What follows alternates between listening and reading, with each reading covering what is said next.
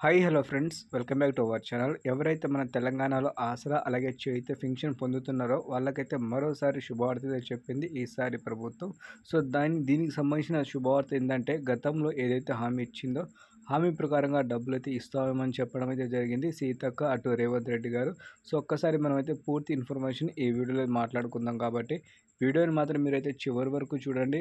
అలాగే ఎవరైతే కొత్తగా ఆసరా పెన్షన్ అప్లై చేయాలనుకుంటున్నారో వాళ్ళకు కూడా ఈరోజు ఈ వీడియోలో అయితే మంచి గుడ్ న్యూస్ అయితే ఉంది. సో ఒక్కసారి మనమైతే వీడియో అయితే స్టార్ట్ అయితే చేద్దాం. ముందుగా మీరు ఏం చేస్తారంటే వీడియోకి ఒక లైక్ చేసి సపోర్ట్ అయితే చేయండి. ఇలాంటి ఆసరా ఇన్ఫర్మేషన్ మీకు కావాలనుకుంటే మాత్రం పెన్షన్ సంబంధించింది. సో మీరైతే ఛానల్కి అయితే సబ్స్క్రైబ్ చేసుకోండి. ఇప్పుడైతే లేట్ చేయకుండా వీడియో అయితే స్టార్ట్ అయితే చేద్దాం. మన తెలంగాణలో వచ్చేసి అసెంబ్లీ ఎలక్షన్ ముందు ఏదైతే హామీ ఇచ్చిందో కాంగ్రెస్ ప్రభుత్వం నుంచి అటు రేవంత్ రెడ్డి కానీ అటు మనకి రాహుల్ గాంధీ గారు, సో వాళ్ళ హామీ ప్రకారంగా అలాగే ఏదైతే పథకాలు చెప్పారో ఆ పథకాలకు సంబంధించిన డబ్బులు అనేది విడుదల చేయడం అయితే జరిగింది.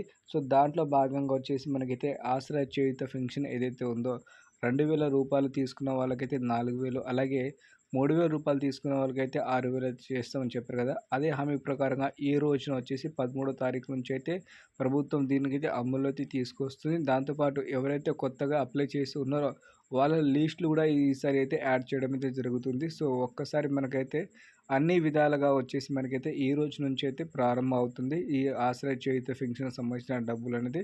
మనకి ఈ నెల డబ్బులు కూడా ఈ మంత్లో అయితే ఆగస్టు మంత్లో అయితే వచ్చేస్తాయి కాబట్టి మనకి 2,000కి 4,000 కలిపి అయితే ఇచ్చేస్తుంది ఈసారి ప్రభుత్వం.